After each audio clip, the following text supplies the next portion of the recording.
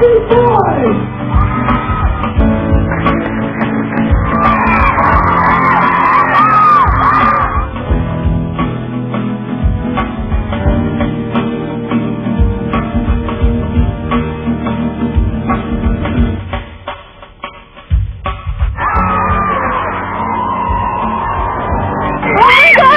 We were nobody then. Of course, the guys are cute.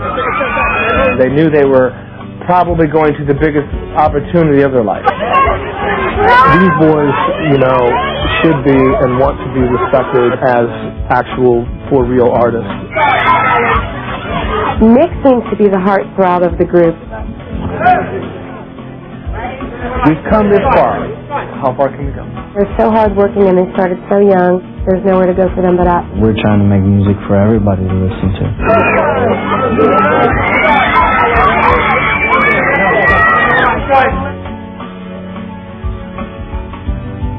Hi, this is Hildy on XL 106.7 in Orlando, Florida, home of the Backstreet Boys. We played their first song before anybody else did, and we will continue to play them because we think they're fabulous.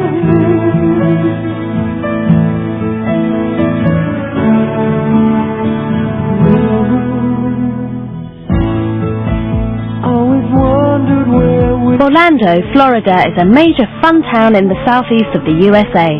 As well as being the place that brought you the Backstreet Boys, it's also home to movie studios and theme parks.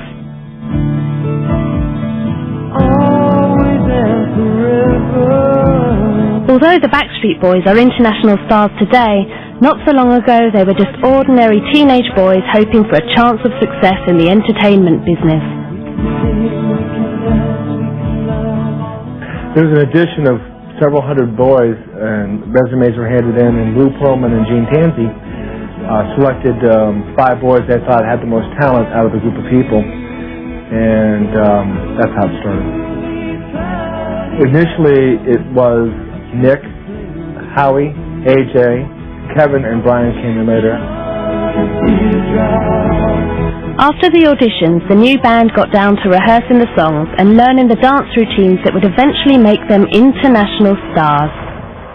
Airship International had a sort of like a hangar warehouse out in Kissimmee where they would store the gondolas for their blimps, and they made space for them to rehearse. It was fun. It was cool. It was interesting. And that evolved into them getting better at focusing on their vocal parts and getting their lines down, and that's just the beginning stages of what it would be like to be in a recording studio. The rehearsals showed there were some problems with the original lineup of the band. As a result, 2 people quit, and although one place was quickly filled by Kevin, the Backstreet Boys were still 1 member short for an important audition at SeaWorld. SeaWorld was something that I had contacted SeaWorld about and asked if they could participate. They wanted to hear and see a lot of the group before they made a decision.